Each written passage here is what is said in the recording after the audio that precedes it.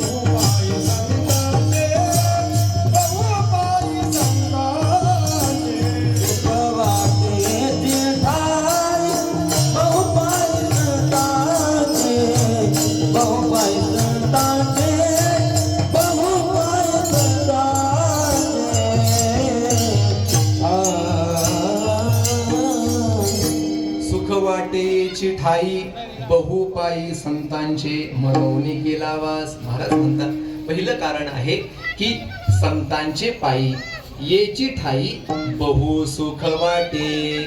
संतांच्या चरणाजवळ म्हणजेच येची ठाई याच ठिकाणाजवळ बहु सुख वाटे. महाराज म्हणतात आम्हाला या ठिकाणी बहु सुख वाटतं. आता कुणाला कशामध्ये सुख वाटत असेल याचा विस्तार आपल्याला करायचा नाही, पण महाराज म्हणतात वास्तव सुख जर कुठं असेल तर संतांच्या चरणाजवळ आहे. संतांची पायी येची ठाई निश्चयाने सांगण्याकरता महाराज म्हणतात याच ठिकाणी बहु सुख जर तुम्हाला पाहिजे असेल तर विपुल प्रमाणामध्ये असणारं, पुष्कळ असणारं सुख तुम्हाला या ठिकाणी पाहायला मिळेल. कुठं आहे ते? बहुपायी संतांचे पायी संतांच्या चरणाजवळ या सुखाची उपलब्धी तुम्हाला होणार आहे. आता सर्व सुख किंवा सुखाला बहु शब्द आला की वैकुंठवासी प्रातस्मरणीय गुरुवर्य विठ्ठल बाबा नेहमी सांगायचे, ते म्हणायचे बुवा सर्व सुख म्हणजे ब्रह्मसुख. सर्व सुखाचे आगर, सर्व ही सुखाचे हा जोडला आगर वो. आणि म्हणून सर्व सुख म्हणजे काय? ब्रह्मसुख. हे ब्रह्मसुख तुम्हाला जर पाहायचं असेल तर ते कुठं प्राप्त होतं? तर ते संतांच्या चरणाजवळ प्राप्त होतं. आणि संतांच्या चरणाजवळ हे सुख प्राप्त करायचं असेल तर आपल्याला हे सुख जर आपल्याला प्राप्त करून घ्यायचं असेल तर संत चरणाचा आश्रय करावा लागेल. महाराज म्हणतात आम्हीही संत चरणाचा आश्रय केला आणि आम्हाला सुखाची प्राप्ती झाली. आता हे बहुसुख नेमकं काय आहे याचा विचार आपण शेवटी करू. तृत सगळ्या चरणाचा सरळ सरळ भावार्थ आपण पाहून घेऊ. महाराज म्हणतात संतांच्या पायाजवळ बहुसुख आम्हाला वाटतं, बहुसुखाची प्राप्ती आम्हाला होते किंवा झालेली आहे. मनोनी केला वास, म्हणून संत चरणाचा आश्रय आम्ही केला. संत चरणाजवळ आम्ही वस्ती केलेली आहे आणि संतांच्या चरणाजवळ आम्हाला प्राप्त झालेले हे जे सुख आहे ते सुख आहे कसं? महाराज म्हणतात नाही नाश ये ठाई. हे सुख मात्र असं आहे की या सुखाचा नाश नाही, असं हे अविनाशी असणारं सुख आहे. वास्तविक पाहता विषय सुखासंबंधी चिंतन करायचं ठरलं तर येही संस्पर्श ज्या भोगा दुःख योनय येवते आद्यंतवंत कोणतेय न ते शूरमते बुधः. या श्लोकावर विस्ताराने ज्ञानोबरांनी विचार मांडलेला आहे. ज्ञानोबरे म्हणतात एरवी विषयी जे सुख आहे ते बोलण्याची सारिखे नोहे तरी विद्युत स्फुरणे कान पाहे जगा माझी. एरवी विषय भोगी जे सुख ते साध्यंतची जाण दुःख परी काय की जे मूर्ख न सेविता न सरे. ज्ञानोबरांनी विस्ताराने विचार सांगितला. आणि म्हणून विषयापासून प्राप्त होणारं हे जे सुख आहे हे विनाशी सुख आहे. किंबहुना ज्ञानोबरांच्या भाषेमध्ये त्याला सुखच म्हणता येत नाही असं जे सुख आहे. म्हणून जगामध्ये जेवढी काही सुख आहे ती सगळी सुख मात्र नाशवान सुख आहेत. पण महाराज म्हणतात संत चरणाजवळ संत चरणाचा आश्रय केल्यानंतर आम्हाला ज्या सुखाची उपलब्धी झाली ते सुख मात्र असं आहे. कसं आहे? नाही नाश येठाई. या सुखाला कोणत्याही प्रकारचा नाश नाही असं हे सुख आहे.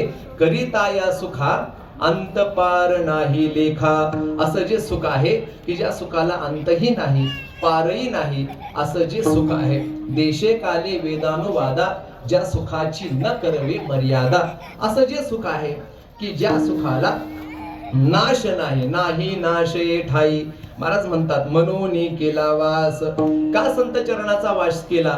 महाराज म्हणतात संत चरणाचा वास आम्ही केला आणि तुम्हीही करा. आम्ही केला. काय प्राप्त झाला यातून? न करवे हाले चाले निवारली चिंता आहे. महाराज म्हणतात संत चरणाचा आश्रय केल्यामुळे काय घडलंय? निवारली चिंता आहे. आमच्या जीवनामध्ये असणारी सगळी चिंतेचं निवारण झालेलं आहे. त्यामुळे आम्हाला आता अशी स्थिती प्राप्त झालेली आहे न करवे हाले चाले. कोणत्याही प्रकारे हालचाल करण्याची आवश्यकता नाही. जोपर्यंत अंतःकरणामध्ये एखादी चिंता आहे तोपर्यंत मनुष्य हालचाली करत राहतो. तुकोबारांच्या अंतःकरणामध्ये पूर्वी कोणती चिंता होती आणि त्या चिंतेचं निवारण संत चरणाचा आश्रय केल्यामुळे झालेला आहे. चिंता दोन प्रकारची आहे. एक व्यावहारिक चिंता आणि दुसरी पारमार्थिक चिंता. तुकोबारांसारख्या महापुरुषांच्या जीवनामध्ये व्यावहारिक चिंतेचा काही विचारच नाहीये. गुरुवारी भुलेबाबा सांगायचे भोजनाच्छादनी चिंता वृथा कुर्वन्ति वैष्णवाः योसो विश्वंभरो देवः सभक्तांकिन उपेक्षते. संत महापुरुषाच्या जीवनामध्ये या चिंतेचा काहीच विचार नाही. संत जीवनामध्ये चिंता असते ती पारमार्थिक चिंता असते. तुकोबारांच्याच वचनातून बोलायचं ठरलं तर तुका म्हणे चिंता वाटे कोण भेटे सांगेसा ऐसी चिंता करी सदा सर्व काळ रात्रंदिवस ही तळमळ. हीच चिंता आहे. किंवा तुकोबारांच्या वचनातून बोलायचं ठरलं महाराज म्हणतात हेची थोर चिंता लागली मानसी निजता निद्रेसी न लगे डोळा. अशी भयंकर चिंता आहे. येची चिंते माझा करपला भीतर भगवंत मला कधी दर्शन देईल ही चिंता आहे. या अभंगामध्ये महाराजांनी असं म्हटलेलं आहे संतांचा पडियाओ कैशा परीला हो नामाचा आठवो कैसा राहे हेची थोर चिंता लागली मानसी निजता निद्रेसी न लगे डोळा जेवता जेवणी न लगे गोड धड वाटते काबाड विषय सुख. अशा प्रकारची ही चिंता तुकोबारांच्या जीवनामध्ये आहे. आणि मग ही सगळी चिंता संत चरणाचा आश्रय केल्यामुळे निवारली चिंता आहे. ही सगळी चिंता निवारली गेली आणि त्यामुळे महाराज म्हणतात न करवे हाले चाले.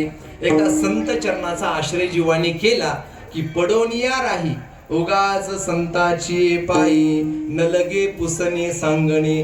बाकी कोणत्याही गोष्टीची हालचाल करण्याची आवश्यकता नाही. इतर साधन करण्याची आवश्यकता नाही. इतर साधनांची पराकाष्ठा त्या साधकाला करण्याची आवश्यकता नाही. हालीचाली करण्याची काहीच आवश्यकता नाही. एकदा संत चरणाजवळ तो स्थिरावला की संतांच्या चरणाजवळ त्याला सगळ्या गोष्टी प्राप्त होणार आहेत. आणि म्हणून ते ब्रह्मज्ञान प्राप्त करून घेण्याकरता तद्विधी प्रणिपातेन या श्लोकावर विस्ताराने विचार ज्ञानोबरांनी आपल्याला सांगितला. आणि मग संत चरणाचा आश्रय केल्यानंतर जयाचे वाक्य उजियेडे जहाले चित्त निधडे ज्ञानोबा बोलतात. आणि मग जिकडं तिकडं पाहावं तिकडं ब्रह्मरूपता त्या साधकाला प्राप्त होते. आणि म्हणून साधकाच्या जीवनामध्ये असणारी सगळी चिंता संत पूर्ण करतात. आणि म्हणून या ठिकाणी न करवे हाले चाली निवारली चिंता हे मन